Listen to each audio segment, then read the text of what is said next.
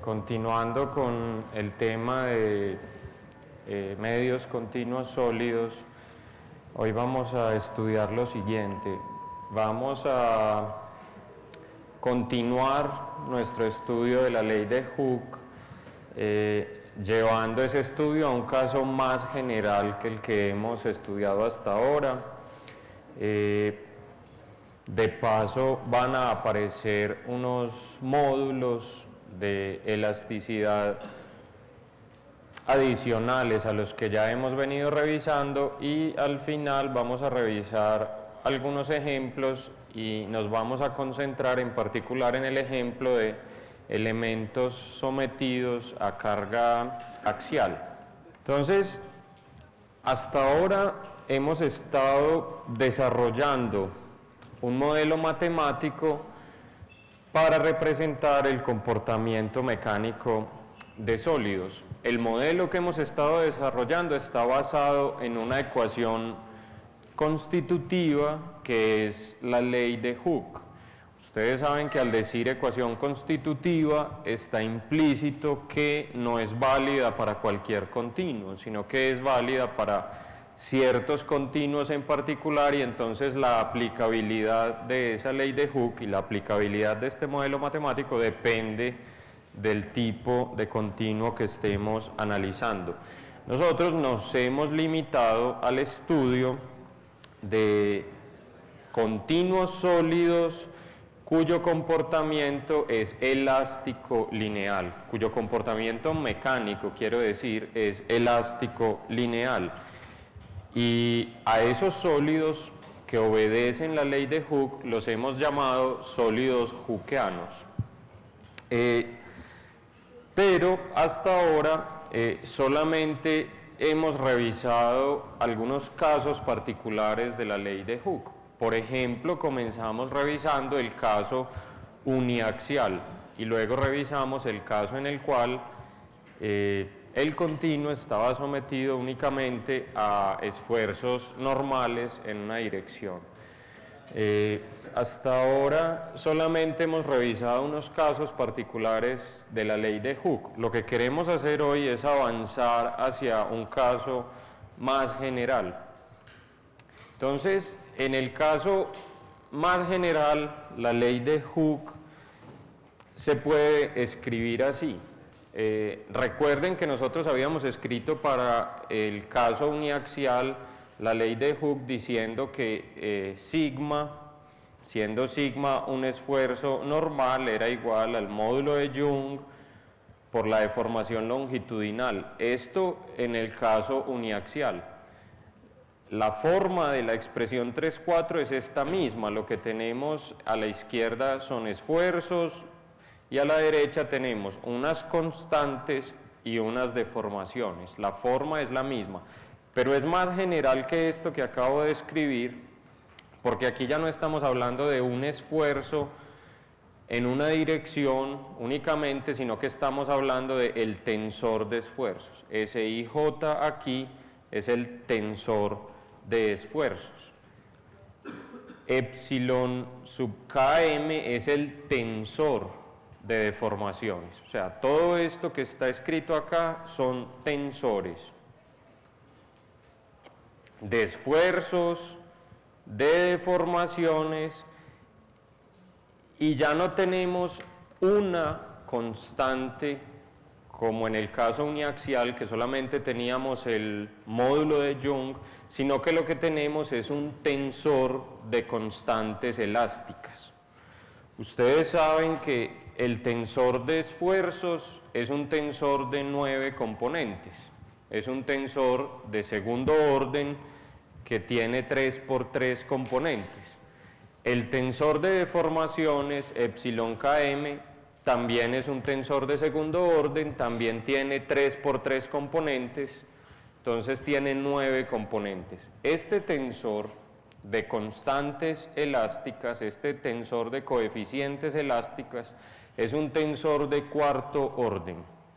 Eso quiere decir que este C sub IJKM tiene 3 a la 4 componentes, es decir, que tiene 81 componentes que son los coeficientes de elasticidad. Ahora, ustedes también saben que el tensor de esfuerzos y el tensor de deformaciones son tensores simétricos.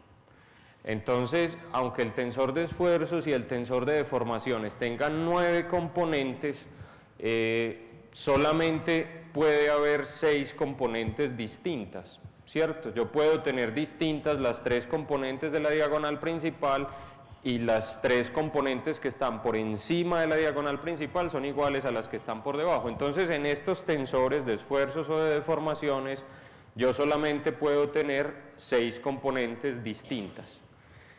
Dada la simetría del tensor de esfuerzos y el tensor de deformaciones, el tensor de coeficientes elásticos, aunque tiene 81 componentes, o sea, este es un tensor de 3 a la 4 componentes, o sea, 81 componentes.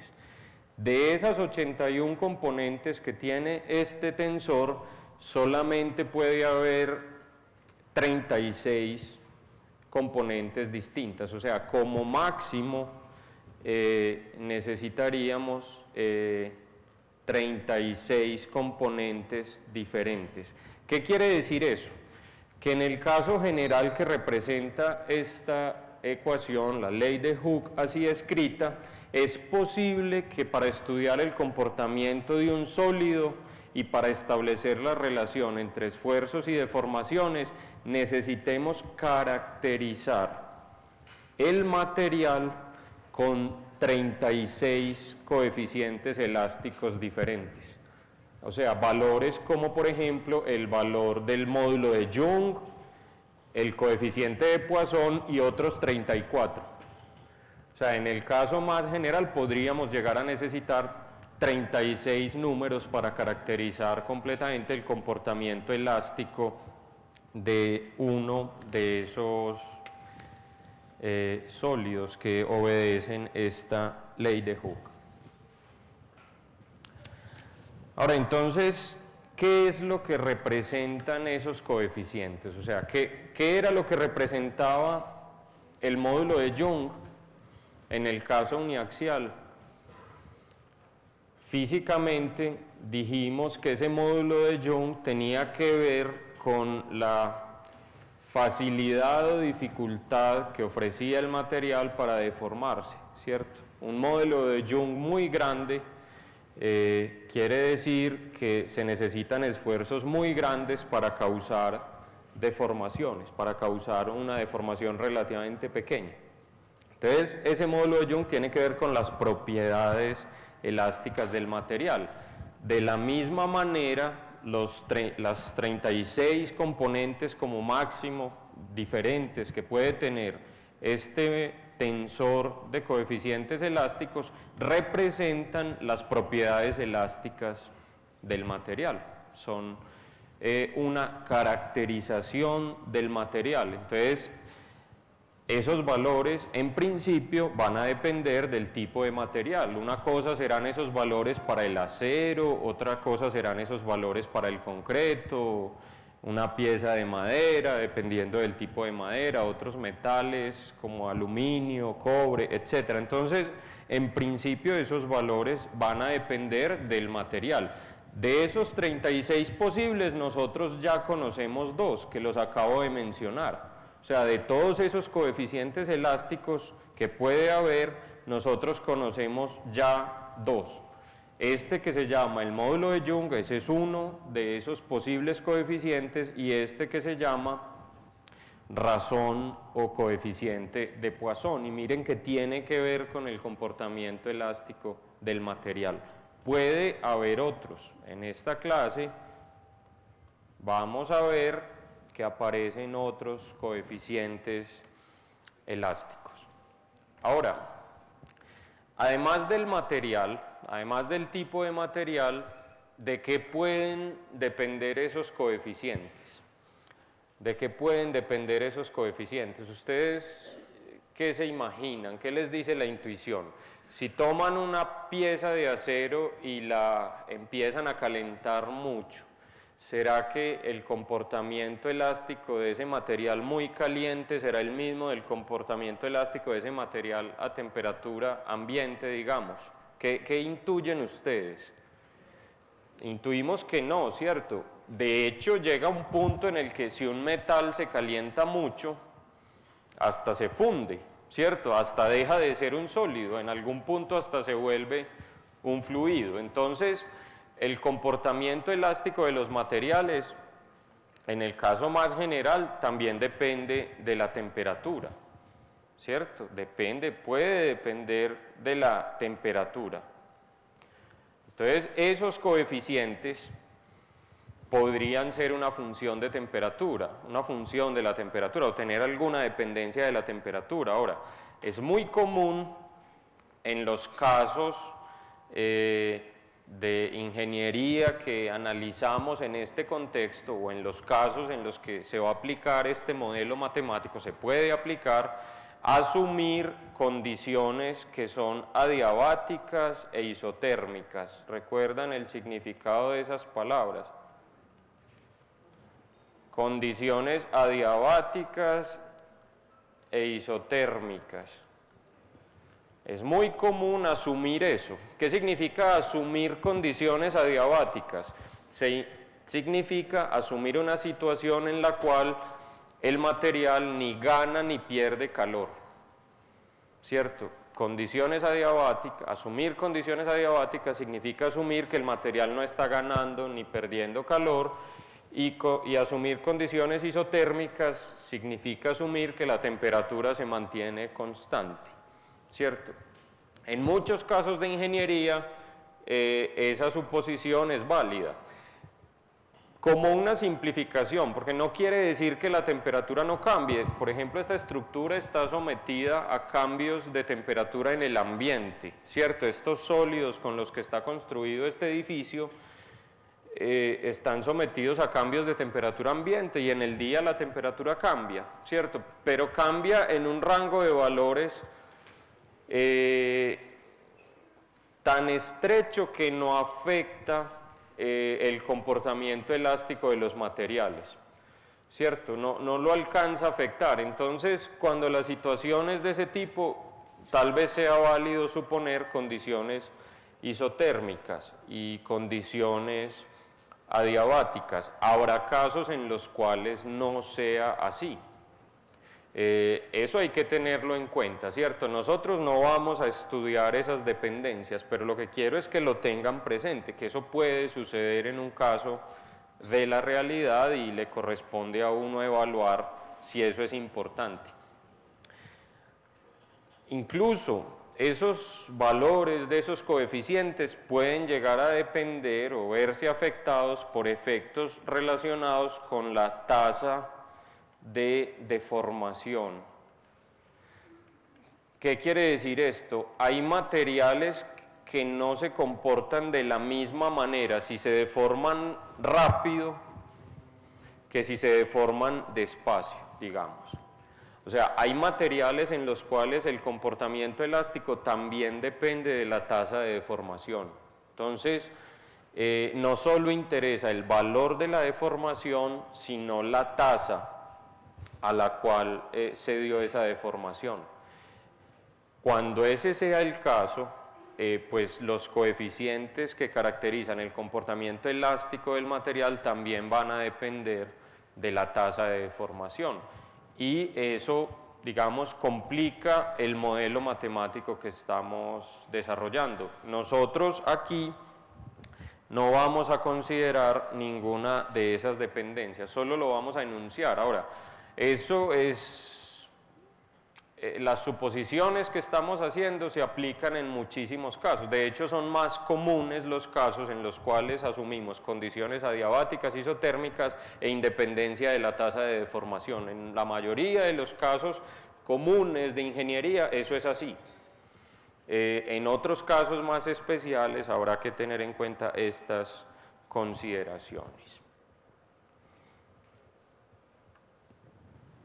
Entonces, según lo que yo estoy diciendo, ¿será que necesitamos esos 36 coeficientes de elasticidad? O sea, dijimos que el tensor de coeficientes de elasticidad tiene 81 componentes, pero que por ser simétricos los tensores, eso se reduce solamente a 36 componentes distintas como máximo.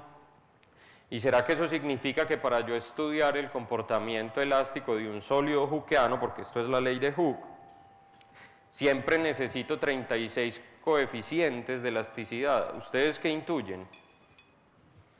Nosotros ya hicimos un ejemplo, por ejemplo, de cuánto se alarga una barra y respondimos, ¿cierto? Recuerdan, estimamos un alargamiento de una barra. ¿Cuántos coeficientes necesitamos para eso? En ese caso necesitamos solamente 2, hablamos de cuánto se alargó la barra y cuánto cambió el diámetro de la sección transversal. Y solamente necesitamos 2 coeficientes que conocemos como el módulo de Young y el coeficiente de Poisson. ¿Qué hicimos con los otros 34? Lo que sucede es que en muchos casos este número de coeficientes, 36 coeficientes, se reduce debido a otras propiedades del material, ¿cierto? Debido a otras propiedades.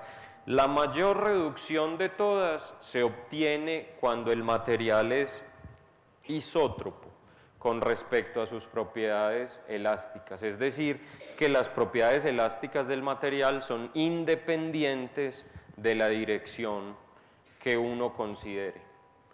Cuando existe esa característica de isotropía, el comportamiento elástico de los sólidos hookeanos se puede caracterizar únicamente con 2 coeficientes.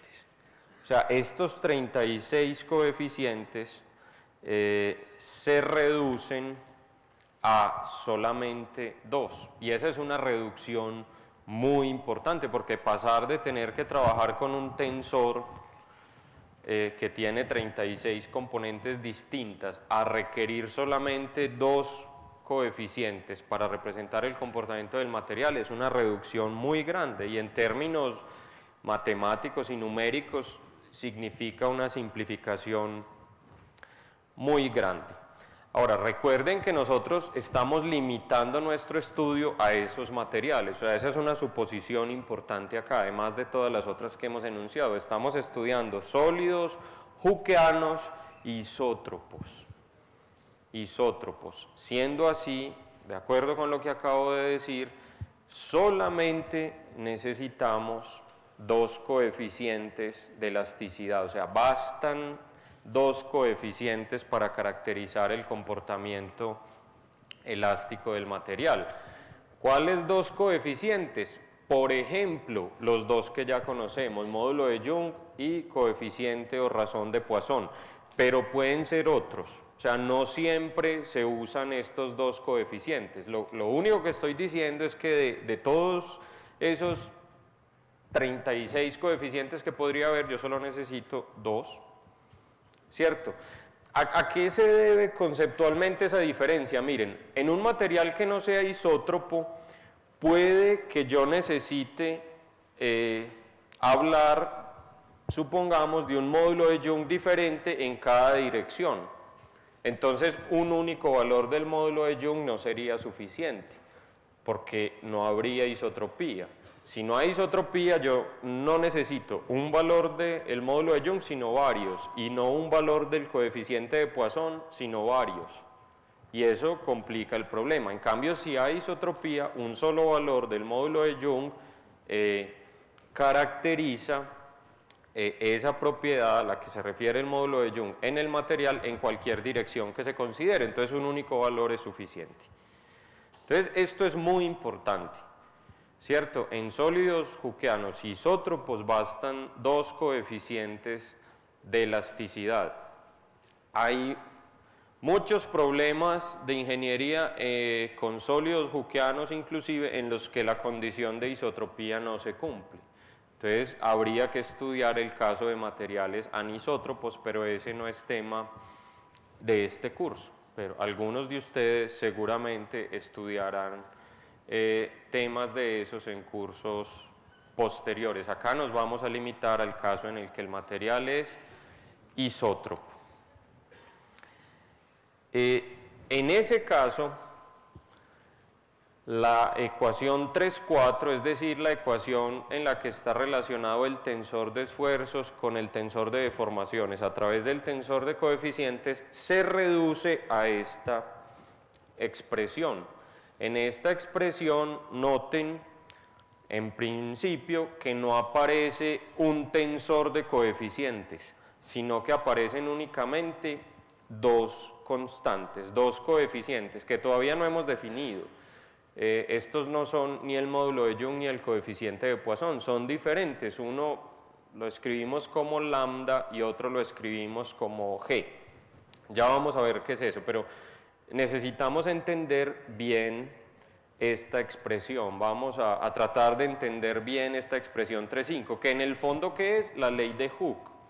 ¿Pero para qué caso? Para el caso de materiales isótropos, sometidos a esfuerzos ¿de qué tipo? Cortantes y normales. Aquí está incluido todo el tensor de esfuerzos y todo el tensor de deformaciones.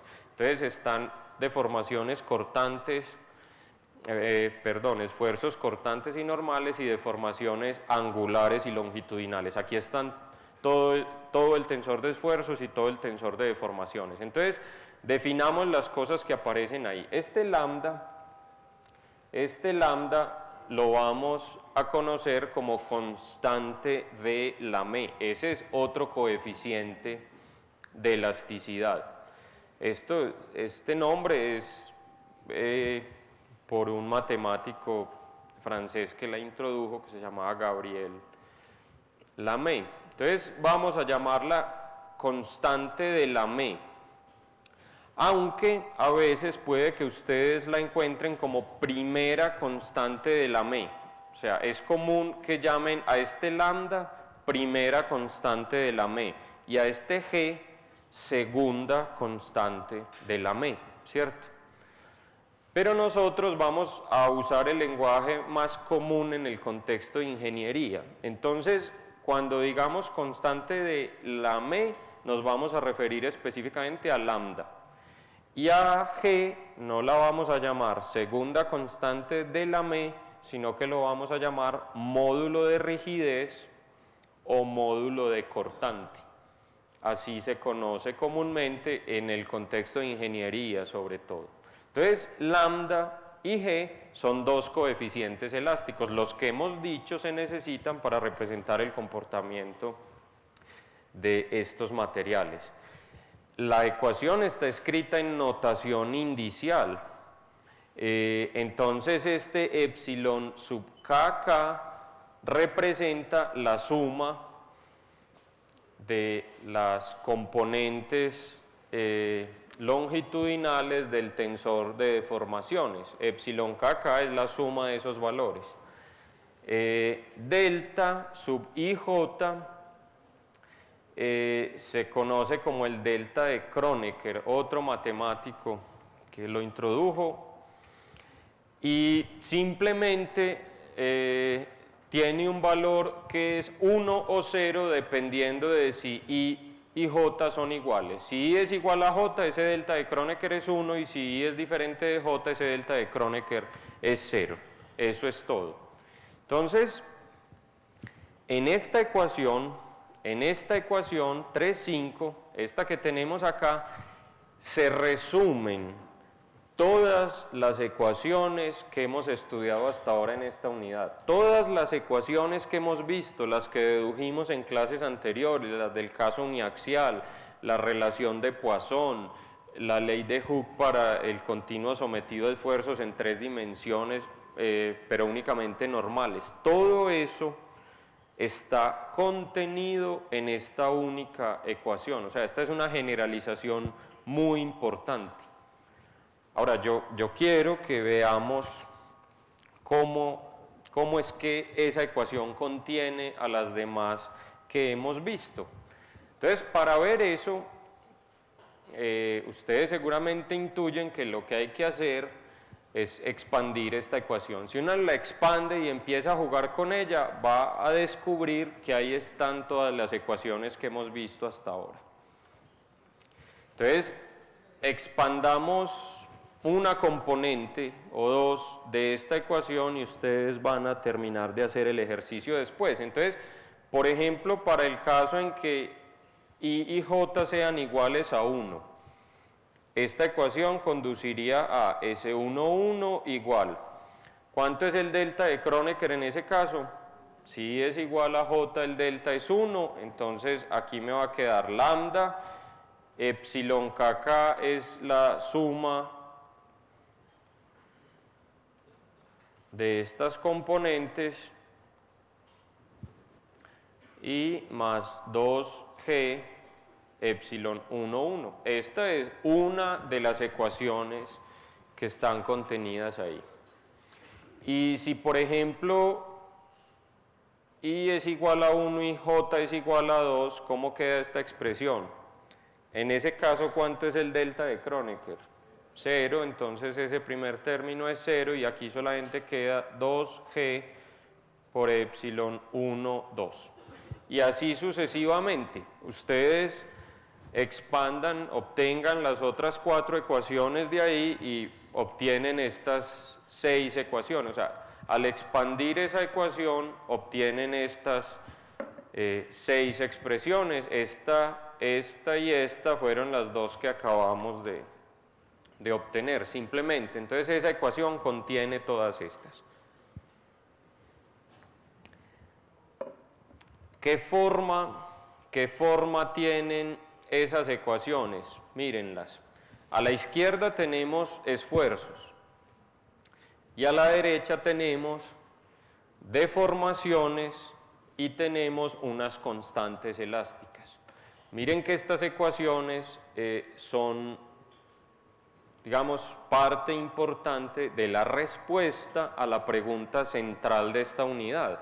Recuerden que estamos interesados en estudiar cómo es la relación entre esfuerzos y deformaciones en cierto tipo de materiales. Estas ecuaciones justamente establecen unas relaciones entre esfuerzos y deformaciones. Estas ecuaciones son parte de nuestra respuesta a esa pregunta. Entonces, expandan, por favor, familiarícense con esta escritura, ¿cierto? Como está escrita esta ecuación 3,5, para que, digamos, se acostumbren a ella. Entonces, esto era lo que les decía. Miren, esa ecuación tiene la forma de esfuerzos a la izquierda igual o escritos en función de unas deformaciones a la derecha, ¿cierto? Tiene esta forma esa ecuación.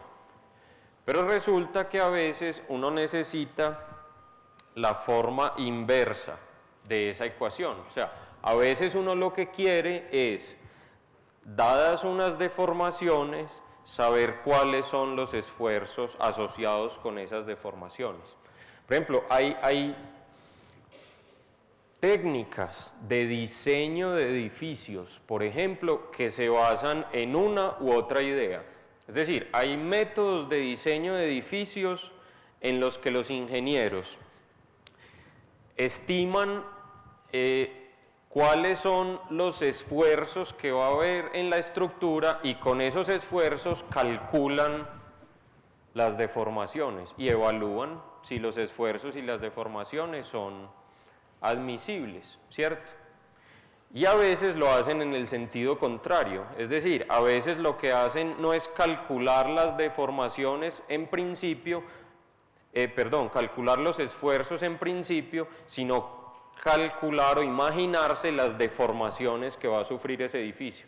Entonces, miran cómo van a ser las deformaciones y suponiendo unas deformaciones o estimándolas de alguna manera, se devuelven y calculan cuáles son los esfuerzos asociados con esas deformaciones y otra vez evalúan. Entonces hay métodos de diseño de estructuras basados en calcular los esfuerzos primero y hay métodos de diseño de estructuras basados en calcular primero las deformaciones y luego establecer una relación entre unos y otros. ¿Listo? Eso obedece a la lógica, digamos, de lo que estamos planteando acá en términos, digamos, más generales. Entonces, a veces, les decía, uno necesita esta forma diferente, ¿cierto? Es decir, necesitamos una función que tenga a las deformaciones escritas en función de los esfuerzos. Eso se puede hacer simplemente invirtiendo esta expresión. ¿Cómo así que invertir esta expresión? Invertirla es, por ejemplo,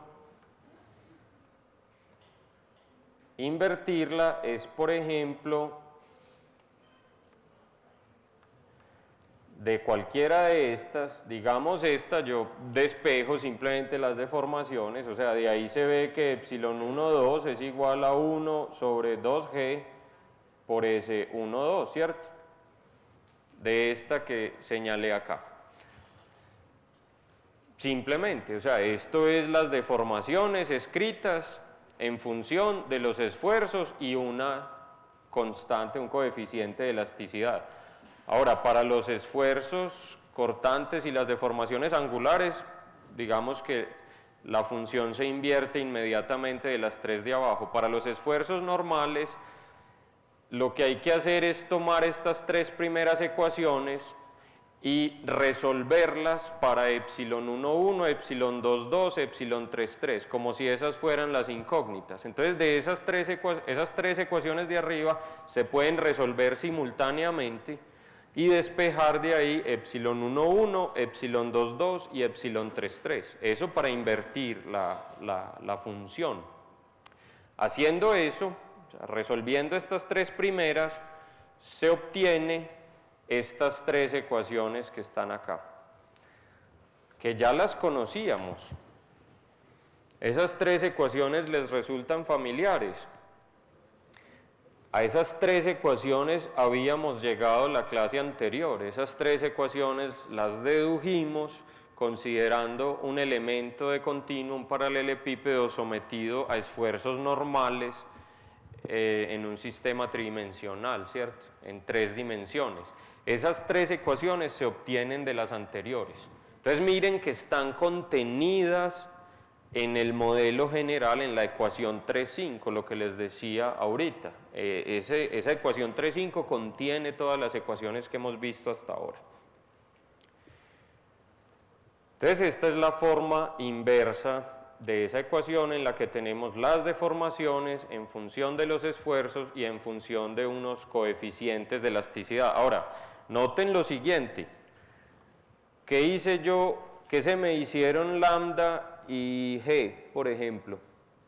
Cuando yo resolví esas tres ecuaciones de arriba, ¿qué se hicieron lambda y g?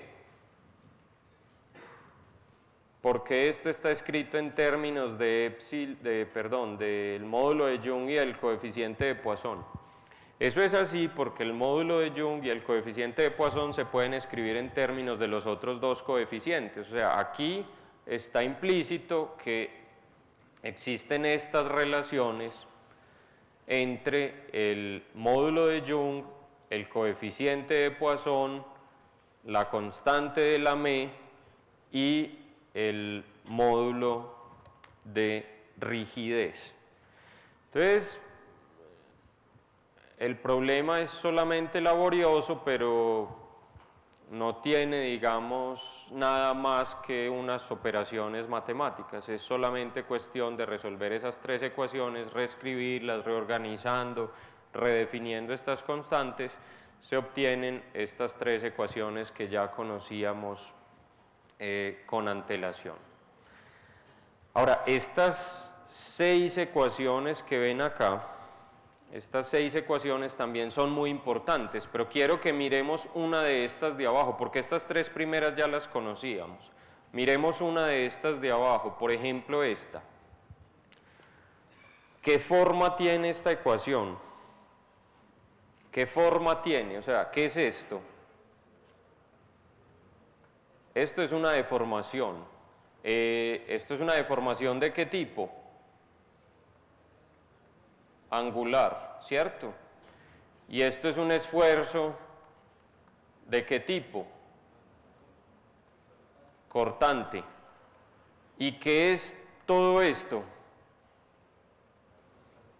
Esto es una constante. Entonces miren que la forma de estas tres ecuaciones de abajo, es esta forma: deformación angular igual a una constante por el esfuerzo cortante correspondiente. Eso, digamos, es análogo a lo que habíamos dicho de los esfuerzos normales y las deformaciones longitudinales. Esto obedece a la ley de Hooke. Entonces, miren que la ley de Hooke en el fondo establece una relación, digamos, que hay una relación linealmente proporcional entre esfuerzos normales y deformaciones longitudinales. Y también hay una relación linealmente proporcional entre deformaciones angulares y esfuerzos cortantes. ¿Listo? Y aparecen unas constantes que caracterizan el material, ya lo hemos dicho. Ahora, miren, teniendo esta ecuación escrita de esta manera, podemos deducir estas 6 ecuaciones. Lo que queremos ahora es, teniendo estas 6 ecuaciones, ¿cómo las podemos escribir de forma compacta? O sea, ¿cómo escribir estas 6 ecuaciones en una sola expresión escrita en notación indicial? Eso se puede y es muy conveniente, ¿cierto? Y se hace mucho en el contexto de la mecánica de continuos. Estas 6 ecuaciones se pueden escribir en forma de notación indicial, como ven acá, como ven en la ecuación 3.8. Esta ecuación 3.8, si se expande, conduce a estas 6 ecuaciones. Esa es una tarea para ustedes, hacerlo. Expandan esta expresión para obtener las 6 anteriores. ¿Qué hay aquí? Hay un par de constantes, el coeficiente de Poisson y el módulo de Young, están las componentes de deformación, las componentes de esfuerzo SI y J. ¿Quién será SKK? SKK en notación indicial es la suma de las componentes normales del tensor. Entonces SKK es S11 más S22 más S33. ¿Y quién es delta IJ? Delta IJ es el delta de Kronecker, que es igual a 1 si I es igual a J y es igual a 0 si I es diferente de J. Entonces, tarea para ustedes: expandan esa expresión 3.8 para que obtengan las 6 expresiones, las 6 ecuaciones en 3.7. ¿Listo? Entonces, en síntesis, tenemos este modelo matemático. Esto es lo que buscamos los ingenieros todo el tiempo en muchas situaciones. O sea, queremos tener modelos matemáticos que representen algo de la realidad de manera que podamos hacer operaciones cuantitativas, o sea, de manera que podamos hacer cuentas, porque los ingenieros necesitamos hacer cuentas sobre el comportamiento de los materiales. Entonces, todo el modelo matemático que hemos estado discutiendo se resume en estas 2 ecuaciones, que son equivalentes, porque una es simplemente la forma inversa de la otra, ¿cierto? Son la misma ecuación. ¿Y cómo se llama esa ecuación? Es la ley de Hooke. Para el caso más general de todos, no. ¿Cuál es una limitación fundamental aquí? Sólido hookeano y materiales ¿qué? Isótropos. Entonces, miren, tenemos 2 ecuaciones que resumen el modelo matemático que hemos venido desarrollando. Yo siempre hago énfasis en esto, o sea, ¿cuándo es válido ese modelo? Siempre no. depende de una serie de suposiciones que uno debe verificar antes de decidir aplicar ese modelo. Ahora, ¿para qué sirve? ¿Para qué creen que sirva un modelo matemático como este? Hay muchos problemas de ingeniería que tienen que ver con sólidos, en los cuales se cumplen las suposiciones que hemos planteado acá y en los cuales uno necesita establecer relaciones entre esfuerzos y deformaciones o entre deformaciones y esfuerzos, ¿cierto? En cualquiera de los dos sentidos, muchos. Por ejemplo, los ingenieros civiles que hay acá van a estudiar mucho unos libros gordos que se llaman la norma sismorresistente colombiana, un código que tienen que cumplir los ingenieros civiles en Colombia con peso de ley, ¿cierto? Donde dicen cosas como esta: si usted está haciendo una estructura, no sé cómo, la deformación máxima en tal parte no puede superar tal límite. O sea, hay normas que se establecen en términos de deformación máxima. ¿Qué significa eso? Eso significa que los ingenieros que están diseñando esas estructuras tienen que asegurarse, hacer cálculos, que la estructura como la están diseñando, en donde la norma lo exige, no supere las deformaciones ahí establecidas. Entonces, uno empieza a imaginarse un edificio, una geometría, cuánto espacio voy a dejar entre columnas, cuántas losas, cuántos pisos, uno empieza a imaginarse todo eso, ¿cierto? Y luego empieza a imaginarse a qué cargas va a estar sometida esa estructura, entonces cuánta gente va a haber ahí, los muebles, los equipamientos, que puede haber sismos, que le aplican fuerzas a la estructura, pueden pasar muchas cosas y todo eso son fuerzas, y esas fuerzas en la estructura en que se convierten en esfuerzos, y esos esfuerzos dan lugar ¿a qué? A deformaciones, y entonces no es sino, entre comillas, calcular los esfuerzos en todo el edificio, las deformaciones en todo el edificio y verificar que en ninguna parte ni los esfuerzos ni las deformaciones excedan los valores permitidos, digamos. En eso consiste, bueno, caricaturescamente, hay otras consideraciones, diseñar una estructura de un edificio. Entonces se usan modelos matemáticos como este. Si todos los materiales del edificio cumplen las consideraciones que hemos dicho acá, o sea que se comportan como sólidos hookeanos, isótropos, etcétera, entonces uno puede usar modelos matemáticos basados en este modelo matemático, ¿cierto? Para eso sirven estos modelos matemáticos, ¿cierto? Como siempre les resalto, eso encierra un nivel de responsabilidad muy alto, que comienza por decidir si el modelo matemático es aplicable o no, dependiendo de la situación. ¿Cuántos coeficientes ven ahí en cada una de esas ecuaciones? En la primera hay dos, ¿cierto? La constante de Lamé y el módulo de rigidez. En la segunda también hay dos, el coeficiente de Poisson y el módulo de Young.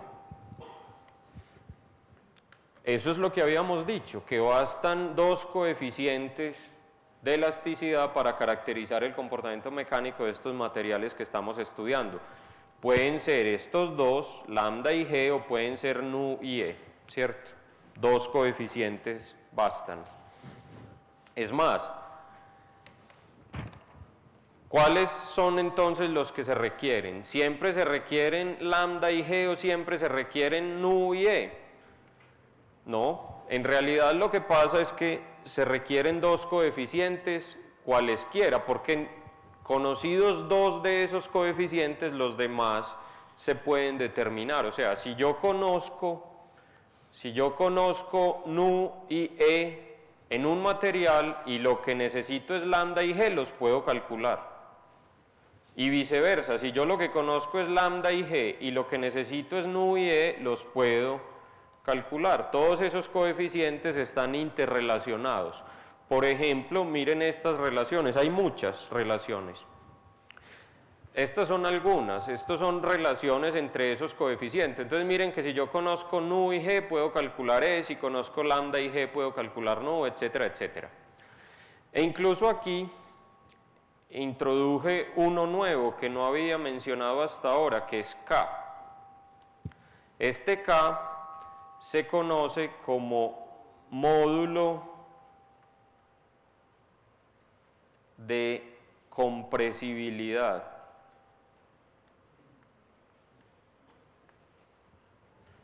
También aparece comúnmente en las formulaciones derivadas de este modelo matemático, pero no es más, digamos, que otro módulo de esos que también se puede determinar. Hay muchas tablas en internet, en diferentes libros, etcétera, pueden encontrar tablas llenas de relaciones de estas para encontrar los demás módulos en función de los dos que uno conozca. Eso siempre es posible hacerlo. Entonces, con eso damos respuesta a la pregunta que nos habíamos planteado al principio de la unidad, ¿cierto? ¿Cómo es el comportamiento mecánico de algunos continuos sólidos? Introdujimos una serie de suposiciones, una serie de simplificaciones y dedujimos o estudiamos un modelo matemático que sirve para responder esa pregunta. Ese es un modelo muy importante y les digo que su aplicación en problemas de ingeniería es muy amplia, ¿cierto? Algunos de ustedes se van a encontrar mucho con modelos matemáticos derivados de este, ¿listo? Y los aplicarán en casos específicos de la ingeniería. Vamos a ver aquí un par de ejemplos relacionados con este modelo matemático, o sea, un par de ejemplos que se resuelven con este modelo matemático. O sea, ¿cuáles son las ecuaciones de esta unidad? En resumen, son estas dos. O sea, estas dos ecuaciones resumen todas las ecuaciones que hemos visto en esta unidad. Lo que pasa es que hay que saberlas interpretar, ¿cierto? Por eso la tarea de jueguen con ellas, interprétenlas, aprendan a deducir de ahí las otras, etcétera. Pero estas dos ecuaciones resumen todo. Bueno, y estas relaciones, ¿cierto? Y estas relaciones que no están implícitas allá, sino que son relaciones entre coeficientes de elasticidad. Pero en eso se resume todo. Lo que vamos a hacer ahorita es hacer unos ejemplos que se resuelven con ese modelo matemático. Entonces, yo no los voy a resolver completamente, estos son, digamos, ejemplos, entre ejemplos y ejercicios sugeridos para que ustedes los hagan. Este es un primer ejemplo. Miren, supongan que un material sólido está sometido a unas deformaciones dadas por este tensor. O sea, esto es un tensor de deformaciones. ¿Qué unidades tiene? ¿Qué unidades debería tener? ¿Me falta poner unidades ahí? No, porque ese tensor es adimensional, sabemos. Entonces, este tensor de deformaciones representa, digamos, la situación que queremos estudiar. Ahora, conocemos dos coeficientes de elasticidad de ese material. Conocemos el módulo de rigidez y conocemos el módulo de compresibilidad, ¿cierto? Esos módulos, así como el módulo de Young, tienen unidades de esfuerzos. Entonces el de rigidez es 80 gigapascales y el de compresibilidad de este material es 130 gigapascales. Lo que nos piden es que hallemos el tensor de esfuerzos. O sea, esta es una pregunta en la que nos dan las deformaciones y nos dicen cuáles son los esfuerzos, o sea, cuál es el tensor de esfuerzos relacionado con esto. ¿Qué forma es que tiene la ley de Hooke? ¿Cierto? La ley de Hooke que establece relaciones entre esfuerzos y deformaciones, exactamente lo que nos están preguntando, nos están dando las deformaciones y nos están preguntando por los esfuerzos. Podemos hacerlo en un sentido o en otro. ¿Cuál de estas ecuaciones de este modelo matemático usarían? ¿Cuál escogen usar? Bueno, aquí hay que hacer una salvedad, y es que todo lo que vamos a hacer, lo vamos a hacer bajo el supuesto que el material sólido que estamos analizando es un sólido hookeano isótropo, ¿cierto? Si no, no podríamos usar este modelo. Entonces, dicho eso, tenemos que escoger una de estas ecuaciones. ¿Cuál de estas dos escogerían? Nos dieron las deformaciones y nos están preguntando por los esfuerzos. ¿La primera o la segunda? La primera, o sea, ese ejercicio es básicamente sustituya en la ecuación ahora, pero en la primera, para aplicar la primera necesitamos lambda y g. Y aquí nos dieron g igual a ¿cuánto? 80 gigapascales y K, que es el de compresibilidad, igual a 130 gigapascales. Entonces lo primero que necesitamos es hallar lambda con una de estas relaciones, ¿cierto? Tenemos G y tenemos K. Podemos despejar de ahí, ¿cierto? Ustedes lo hacen. Hallamos lambda y con eso simplemente venimos a esta ecuación y hallamos una a una las componentes del tensor de esfuerzos, ¿cierto? Este ejercicio es así de sencillo, ese 1, 1. ¿En qué unidades van a quedar esas componentes? Pensemos en las unidades, miren, ¿van a quedar adimensionales? No. Una cosa es que el tensor de deformaciones sea adimensional, o sea, estas componentes, yo me la llevo para allá. Estas componentes epsilon, esto es adimensional, ¿cierto? ¿Qué unidades dije yo que tenía el delta de Kronecker? Ninguna, ¿cierto? Eso es un 0, un 1. Entonces, ¿qué unidades va a tener este término? Las unidades de lambda. ¿Y qué unidades va a tener este término? Las unidades de g. Las unidades de lambda se puede ver aquí. Se puede ver aquí que las unidades de lambda son las mismas unidades del módulo de Young, es decir, esfuerzo. Entonces, estas componentes van a quedar en las unidades en las que yo escriba lambda y g, ¿cierto? Ojo, hay que tener cuidado que lambda y g estén en las mismas unidades, porque si escribo g en gigapascales y lambda en kilopascales, no los puedo sumar sin ajustar las unidades, ¿cierto? Es simplemente tener cuidado y así se resuelve. ¿Alguna pregunta? ¿Saben cómo responder este ejercicio? Es usar una de las ecuaciones que tenemos de la ley de Hooke, hallar unos coeficientes de elasticidad en función de los otros y con eso se puede hallar el tensor. Eso es matemáticamente es simple, pero físicamente es muy importante, ¿cierto? Estamos estableciendo relaciones entre esfuerzos y deformaciones en unos materiales. Ya los cálculos se los dejo a ustedes de tarea. Esto es solamente idea, ¿cierto? Para resolver. Ustedes lo hacen. Pasemos a otro ejemplo. Miren, hay un tipo de problemas en ingeniería que es muy importante, muy aplicado, que se refiere al caso de elementos sometidos a carga axial. Ustedes pueden encontrar secciones completas de libros, de esos libros de mecánica de materiales de los que les mandé las referencias, ¿las recibieron? Yo les mandé referencias de unos, por ejemplo, de unos de los libros de mecánica de materiales, los que he mencionado acá.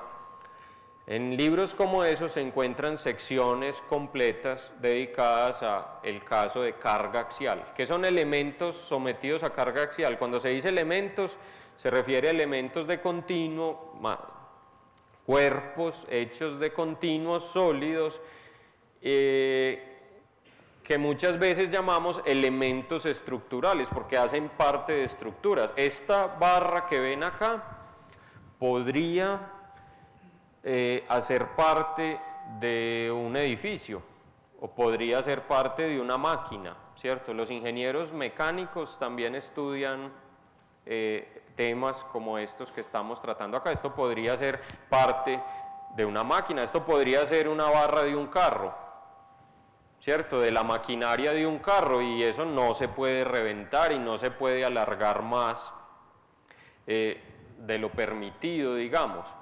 Entonces, vamos a mirar varios casos de elementos sometidos a carga axial y vamos a hacernos una pregunta general, que es cuánto se alargará ese elemento o cuánto se acortará ese elemento, dependiendo de si la carga axial es de tracción o de compresión.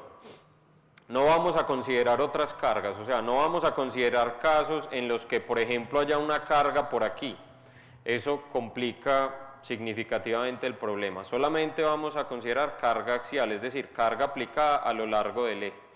Y vamos a considerar que la carga es la misma a lo largo de todo el elemento. Solamente nos vamos a limitar a ese caso. La carga es la misma a lo largo de todo el elemento.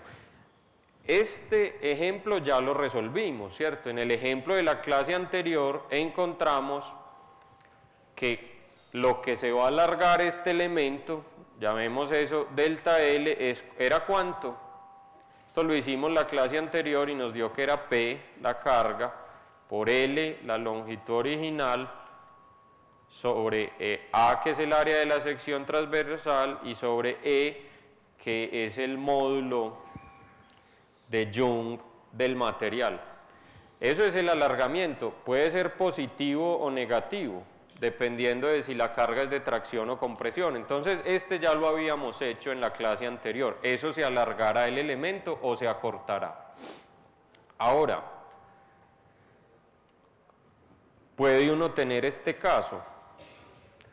O sea, aquí lo que tenemos es un elemento en el cual, digamos, compuesto, en el cual hay dos secciones transversales diferentes, hay un área 1 y un área 2, una longitud 1 y una longitud 2, e incluso pueden ser materiales distintos, pero que cada uno de los dos materiales cumpla las suposiciones que estamos haciendo. Entonces, ¿cuánto se alargará este elemento? Bajo las suposiciones que hemos planteado en este capítulo, es válido aplicar un principio de superposición acá. ¿Cómo así que aplicar un principio de superposición? Yo puedo hacer la cuenta de cuánto se alargará el segmento 1. Si solo me pregunto por el segmento 1, es este mismo caso. ¿Cuánto se alargará el 1? ¿Cuánto se alargará el 2? Y sumarlo, ¿cierto? Lo que se va a alargar el elemento en total es la suma de los dos. Entonces, ¿cuánto se va a alargar este elemento 1? O sea, delta L total sería lo que se va a alargar el segmento 1, que sería P, la carga es P a lo largo de todo el elemento, es la misma, por L1 sobre el área 1 por el módulo de Young del material 1, más lo que se va a alargar el otro segmento, que sería P por L2 sobre A2 por E2. Y ahí lo que estamos haciendo es aplicando un principio de superposición que es válido bajo los supuestos con los que estamos trabajando. No siempre es válido esto. Ahora, esto se puede generalizar a muchos segmentos, es decir, uno podría tener esto, otro acá,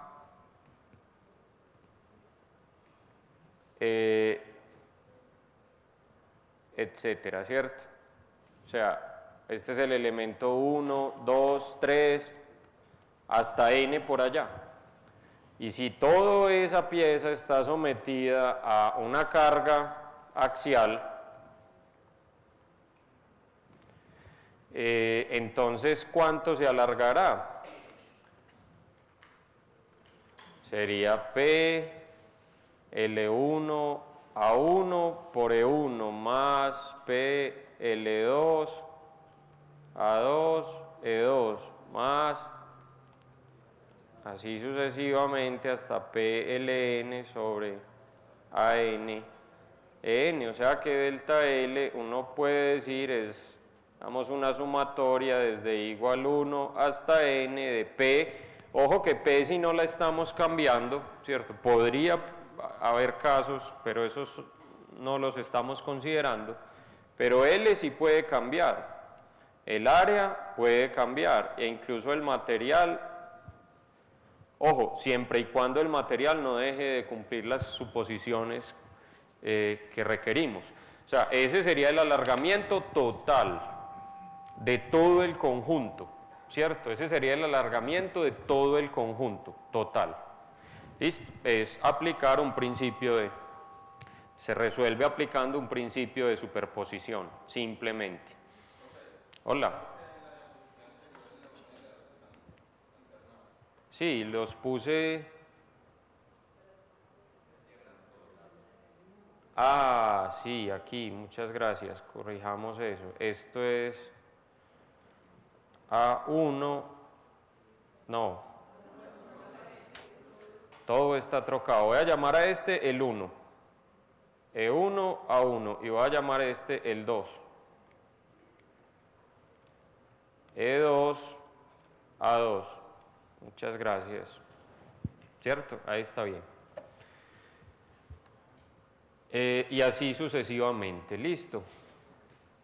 Ahora, a veces uno tiene elementos que son así. Esto también puede ser un elemento sometido a carga axial, puede ser un sólido hookeano, isótropo que cumple las condiciones que hemos indicado, sometido a una carga axial. Yo ahí puse el eje como para resaltar que es carga axial. ¿Cuánto se va a alargar o se va a acortar esta pieza? Miren, la idea con la que respondemos esta pregunta es una idea que también es muy recurrente en la solución de diferentes problemas de ingeniería. Es una idea típica. Nosotros conocemos este caso. O sea, sabemos que si el área es constante a lo largo de la longitud, entonces lo que se va a alargar el elemento es P por la longitud sobre esa área que es constante por E, ¿cierto? Aquí estamos considerando el mismo material, o sea, un único E, un único módulo de Young. Pero el área, ¿cómo es? El área es variable. Si yo, aquí conviene definir un sistema de referencia que sea un eje, digamos, X, ¿cierto?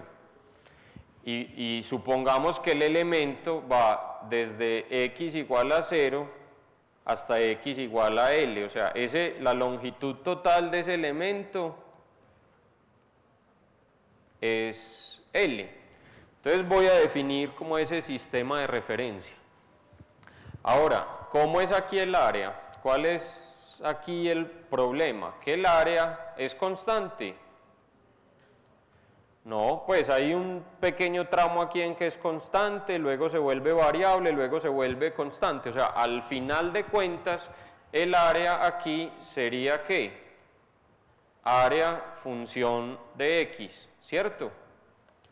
Es un área variable con X. ¿Cómo es esa función? Pues va a depender de la forma del elemento. Esa función ya la puede deducir uno dependiendo de la geometría. Ahora, pensemos en lo siguiente, me voy a llevar esto para allí.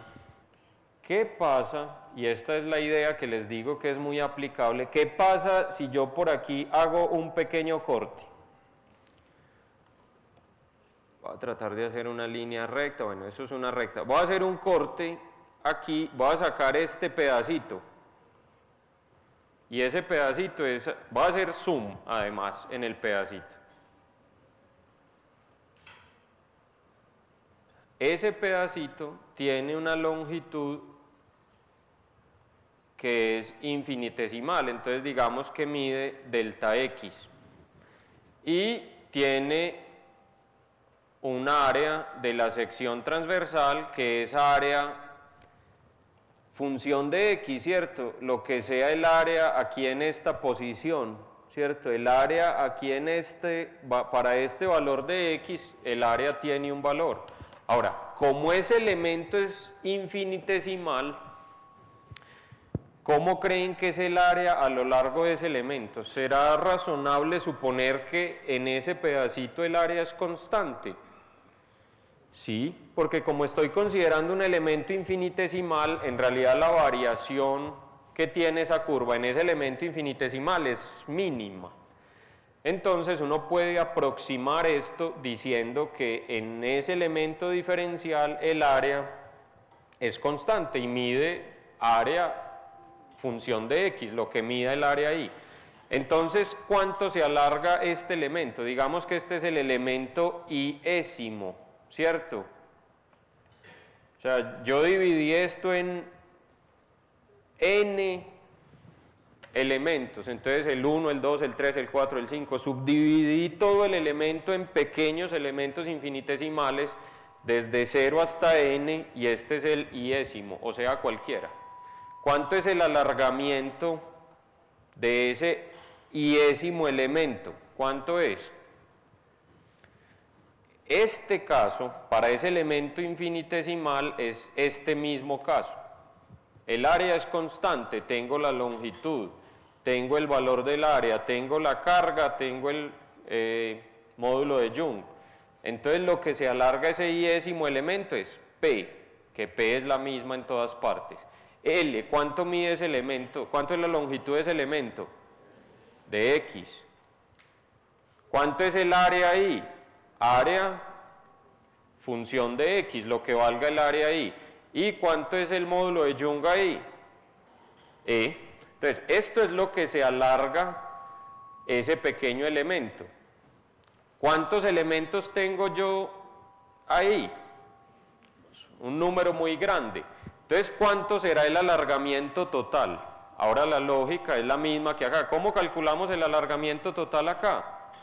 Sumamos el alargamiento de cada uno de estos elementos, pero esto es una suma discreta, ¿cierto? Estamos sumando elementos diferentes. Esta es una suma, pero es una suma continua, ¿cierto? O sea, ¿cuál es la relación entre esto y esto?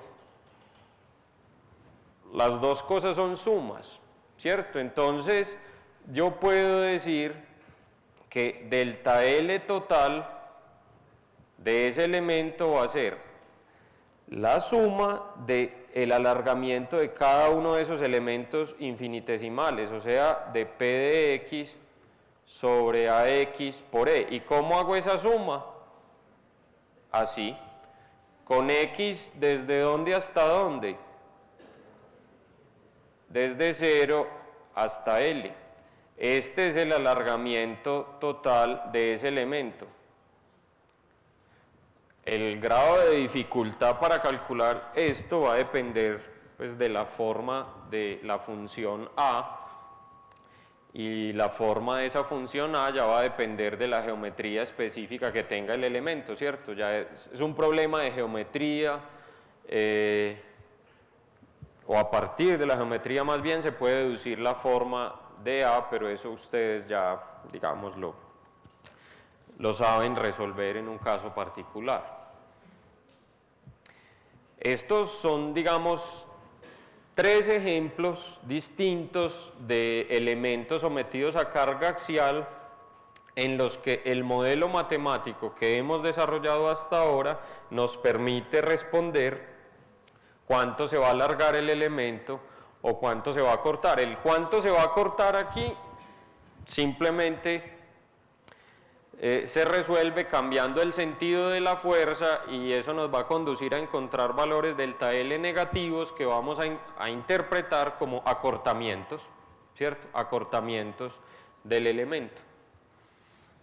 Bueno, vamos a un caso más específico. Miremos este tercer ejemplo. Leamos lo primero, miren, dice así: una columna circular hueca hecha de acero y nos dan el módulo de Young del acero en unidades del sistema inglés. El módulo de Young es 30.000 KSI. Enseguida revisamos las unidades.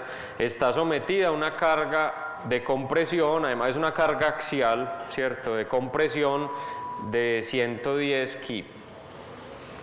La longitud de la columna es 8.2 pies y su diámetro exterior, que vamos a llamar D, como muestra la figura, es 8 pulgadas.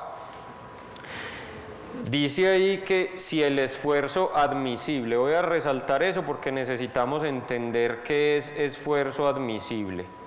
Si el esfuerzo admisible de compresión es de 8.1 KSI y el acortamiento admisible es de 0.025 pulgadas, nos preguntan o necesitamos saber cuál es el mínimo espesor requerido para la pared de la columna. Esto es un diseño de ingeniería, o sea, ¿de qué espesor tengo que poner esta lámina de acero o esa pared de la columna para que eso no falle?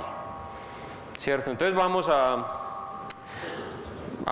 desglosar este problema para entender todo lo que hay ahí. O sea, primero ubiquémonos con las unidades.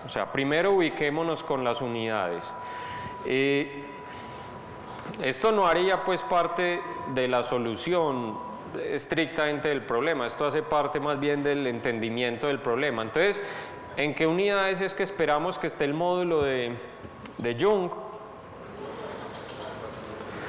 En unidades de esfuerzo, o sea, KSI son unidades de esfuerzo. De hecho, el esfuerzo admisible también está en KSI. ¿Y en qué unidades esperamos la fuerza? En unidades de fuerza. Las del sistema internacional son Newton, aquí está en kip. Estas son unidades del sistema inglés. Entonces, un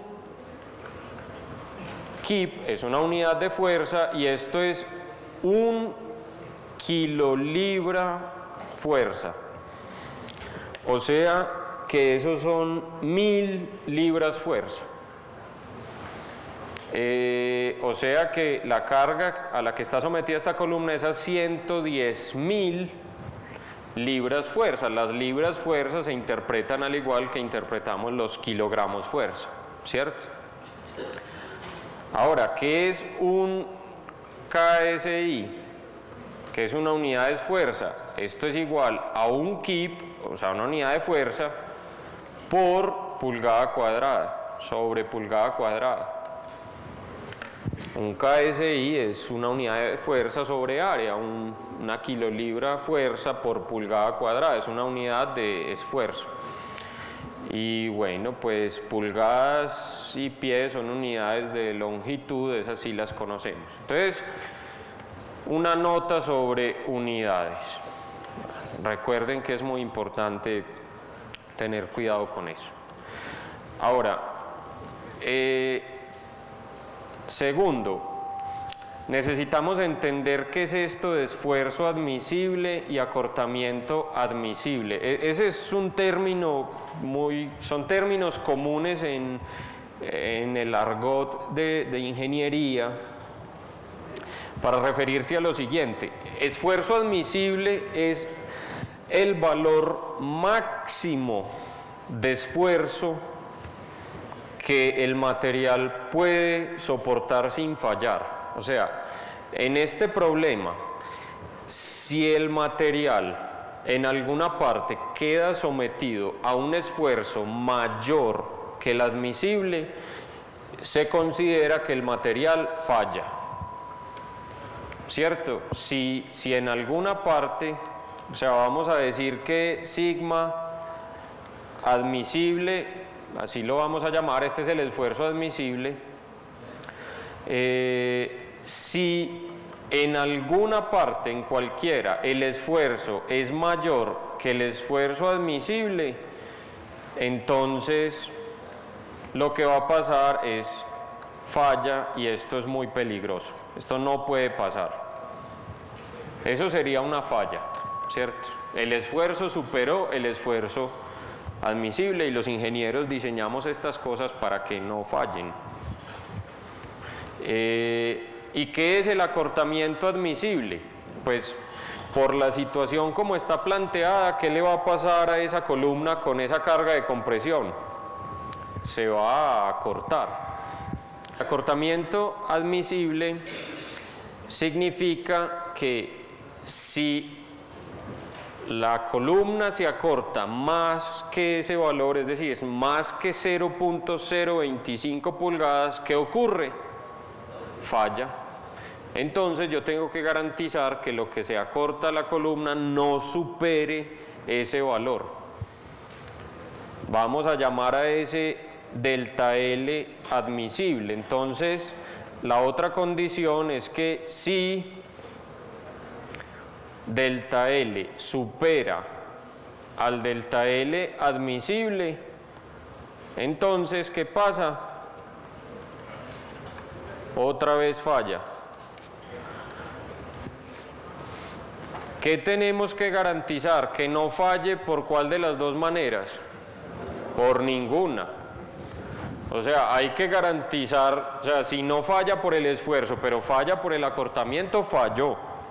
Y viceversa. O sea, lo que hay que garantizar es que no suceda falla ni por el que se supere el esfuerzo admisible, ni porque se supere el acortamiento admisible.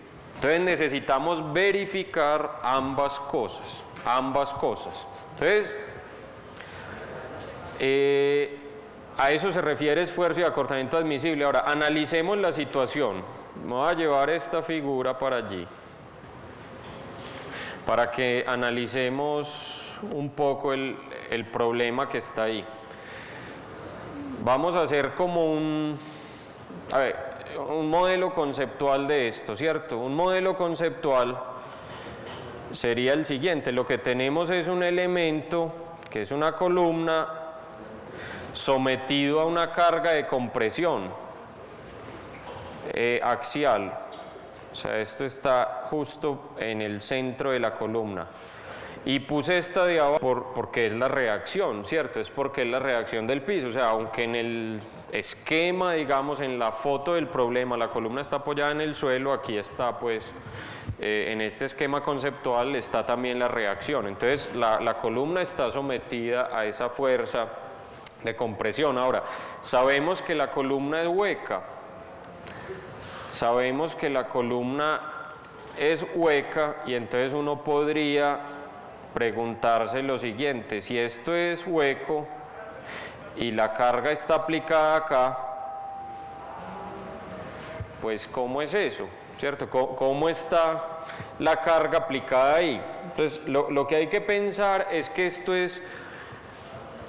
esa fuerza puede ser simplemente un sistema o representar un sistema mecánico equivalente. Lo que uno puede tener es un tubo de estos que tiene encima otro tubo de los mismos. Bueno, es decir, esto es hueco también. O sea, esto puede ser así, un tubo encima de otro, o sea, una columna de estas encima de otra, en la realidad. Ahora, la acción de esa columna que está por encima sobre la columna que está por debajo puede ser equivalente a considerar una carga aplicada en el centro, ¿cierto? O sea, el hecho de que la carga aquí la consideremos aplicada en el centro y el centro sea hueco, no significa que en la realidad la carga esté aplicada en el hueco. Solo significa que este es un sistema equivalente a lo que está pasando en la realidad. En la realidad puede estar aplicada de muchas maneras distintas. O sea, otra situación de la realidad podría ser que esta columna, lo que tiene encima sea un piso, una losa. O sea, que lo que tenga encima sea algo así, ¿cierto? Que sobre esa columna esté apoyado algo así, sobre esa columna que es un tubo, pero que el peso de toda esa viga que está por encima de la columna sea equivalente, ojo, equivalente en términos de sistemas mecánicos equivalentes a una carga como la que hemos considerado, axial aplicada aquí en el centro, es equivalente. Entonces, no es que la carga esté aplicada en el hueco, es que ese es el modelo conceptual. ¿Listo? Entonces, este es nuestro modelo conceptual. Tenemos esta columna y tenemos una sección transversal hueca y necesitamos encontrar este valor del espesor. ¿Cuánto es ese espesor? Entonces, una buena manera de proceder aquí es analizando las dos condiciones que tenemos por separado. O sea, nosotros tenemos que garantizarnos que no haya falla ni por la condición 1 ni por la condición 2, ¿cierto? Entonces, una forma conveniente de proceder es analizar la condición 1 y analizar la condición 2, es decir, responder cuánto debería ser el área de la sección transversal de esa columna para que la condición 1 se cumpla y cuánto debería ser el área de la sección transversal para que la condición 2 se cumpla. Entonces, vamos a analizarlo. Ahora, ¿cuál es el área de la sección transversal que está soportando esta carga? Es esta área, ¿cierto? Es el área del material, ¿cierto? Porque el hueco no soporta nada. O sea, el área que está soportando la carga que está por encima es el área donde está el material. Esa es el área de la sección transversal.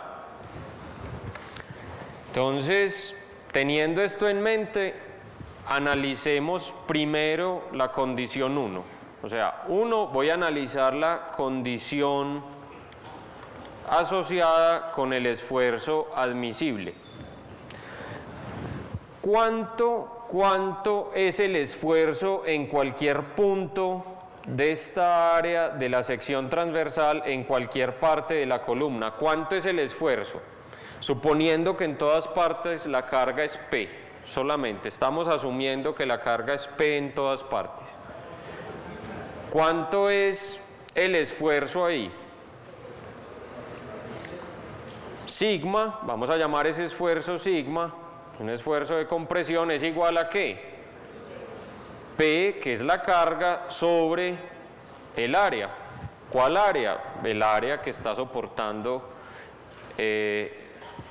la carga, ¿cierto? Que es el área roja que hay ahí. Ese es el esfuerzo que habrá en todos los puntos de esa columna, el esfuerzo normal de compresión. ¿Qué es lo que yo tengo que garantizar? Que ese esfuerzo no supere ¿qué? El esfuerzo admisible. ¿Qué pasa si con la misma carga, porque yo no puedo cambiar la carga, ¿cierto? La carga, digamos que está dada, yo tengo que diseñar una columna que soporte esa carga, ¿cierto? Entonces esa carga está dada. Lo que yo puedo cambiar es el área, ¿cierto? Cambiar el espesor es equivalente a cambiar el área. ¿Qué pasa si yo empiezo a reducir el área? ¿Qué le va pasando al esfuerzo? Se va volviendo más grande. ¿Cuál es el área? ¿Cuándo tengo que dejar de reducir el área? Cuando este esfuerzo llegue ¿a qué valor? Al admisible. O sea, yo puedo decir que el esfuerzo admisible es igual a P sobre ¿cuál área? La mínima que puedo poner, ¿cierto? O sea, que según esta condición, el área mínima que yo necesito en la sección transversal es la carga dividida por el esfuerzo admisible. Si yo pongo esa área, ¿qué va a pasar? ¿Que cuánto va a ser el esfuerzo? Va a ser igual al admisible. Bueno, yo aquí debería precisar que esto suponga que puede ser como máximo eso, o sea, debe ser mayor o igual o menor o igual. Entonces, si yo pongo esta área, el esfuerzo al que va a estar sometido el material va a ser el esfuerzo máximo que yo puedo admitir, o sea, no va a haber falla, voy a estar en el límite, esa es el área mínima que puedo poner.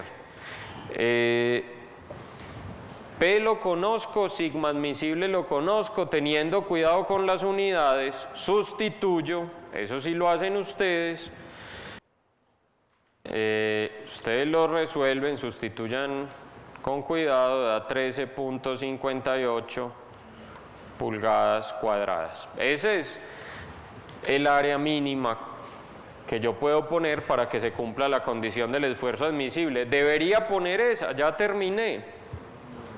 No, ¿por qué? Porque yo tengo que garantizar que tampoco haya falla por la segunda condición. La segunda condición se refiere a delta L admisible. ¿Cuánto es delta L en ese elemento? ¿Cuánto se va a cortar? ¿Esto es un elemento sometido a carga axial? Sí.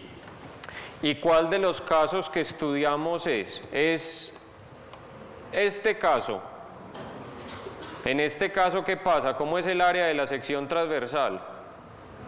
Variable. En la columna que estamos considerando, el área de la sección transversal no varía a lo largo de la columna, entonces no es este caso. ¿Es este caso?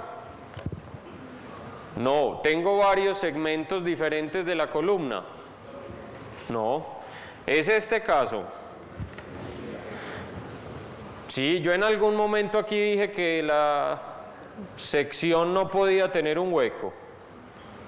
¿Cierto que yo no dije eso? Lo único que dijimos es que el área de la sección transversal debería ser constante a lo largo del elemento.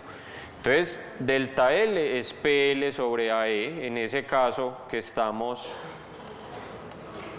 analizando. Miren que esta área es la misma a lo largo de toda la columna, el área es constante. Entonces, delta L aquí va a ser P, que es la carga, L, que es la longitud de la columna, esa la conocemos, ¿cierto? Este valor es conocido, L, sobre el área por E.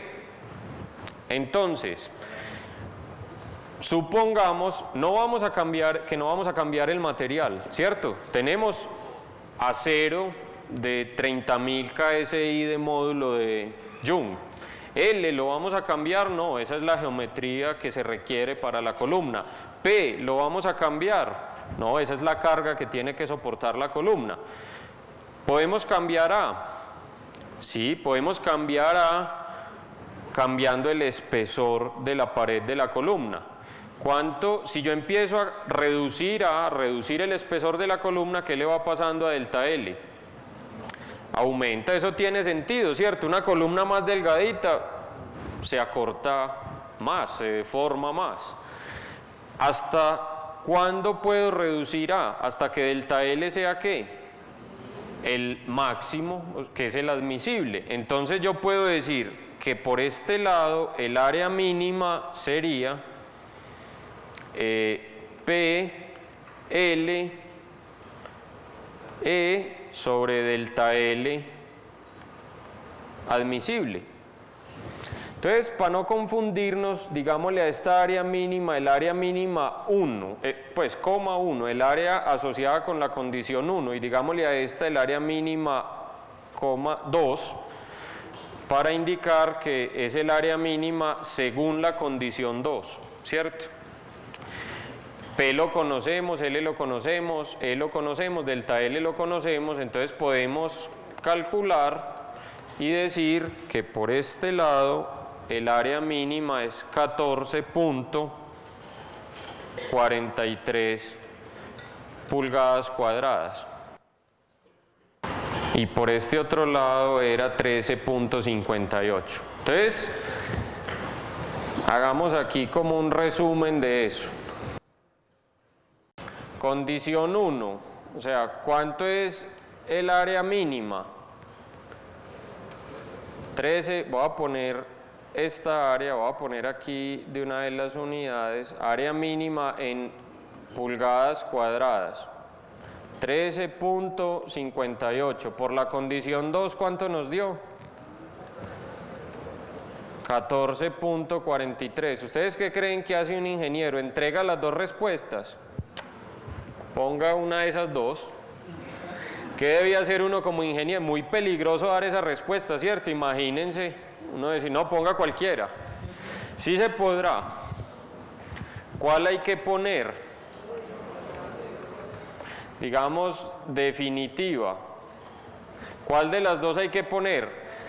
La mínima, o sea, nos están pidiendo el área mínima. Entonces debería poner la mínima de estas dos. ¿Por qué no la mínima de estas dos si nos están pidiendo el área mínima? ¿Qué pasa? ¿Qué pasa si yo pongo esta área? El elemento falla por esfuerzos. No, o sea, vamos a ver, voy a poner aquí, falla por esfuerzos y falla por deformaciones. Si yo pongo esta área, falla por esfuerzos. No, falla por deformaciones. ¿Por qué? Porque es que esta área es menor que la que se requiere para que no haya falla por deformaciones. Entonces, en este lado, sí hay falla por deformaciones. Aquí, falla por esfuerzos. ¿Por qué saben que no falla por esfuerzos? Porque esta área es más grande que esta. O sea, si es más grande, el esfuerzo va a ser todavía menor que el admisible. Entonces, no va a haber falla por esfuerzos. ¿Y va a haber falla por deformaciones? No. ¿Y qué quieren ustedes? Que no falle nunca, ¿cierto? Entonces, el área definitiva debe ser 14.43 pulgadas cuadradas. Entonces, sabiendo eso, con área mínima igual a 14.43 pulgadas cuadradas, ustedes ya calculan cuánto es el espesor, ¿cierto? Esto no lo voy a hacer, esto ya es un problema de geometría. Ese espesor da 0.62 pulgadas.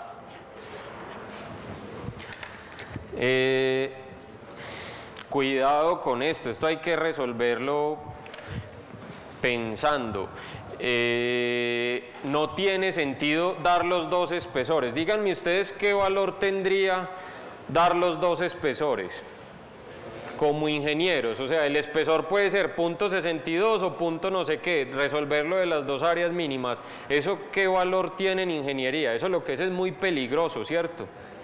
¿Cómo así que dos valores? No, eso no pueden ser dos valores. Hay que escoger cuál de los dos y por qué. Ahora, tarea. Ojo con esta tarea. La tarea, bueno, jugar, cambiar valores en el ejemplo anterior y analizar qué pasa. Pues cambiar valores es cambien, por ejemplo, el valor de la fuerza. Si esa fuerza es más grande, ¿qué pasa? ¿Cómo cambiaría el problema? Y en particular quiero que vean esto. ¿Qué pasa si la carga es igual a 500, la multiplicamos casi por 5? Esto es carga. ¿Qué pasa si la carga es 500 kips? ¿Qué pasa? Analicen qué pasa si la carga es ese valor. ¿Qué harían? Miren, en este caso, ¿qué sugerirían como ingenieros? ¿Qué decisión de ingenieros tomarían si la carga fuera 500 kip? Analicen la situación y concluyan a ver qué pasa. Y piensen como ingenieros, o sea, ustedes no son solo hacedores de cuentas, suman y restan y dividen. Miren que las matemáticas involucradas aquí son absolutamente sencillas. Piensen en qué decisión como ingenieros tomarían y qué recomendación harían, por ejemplo, si la carga fuera 500 kip. Muchas gracias.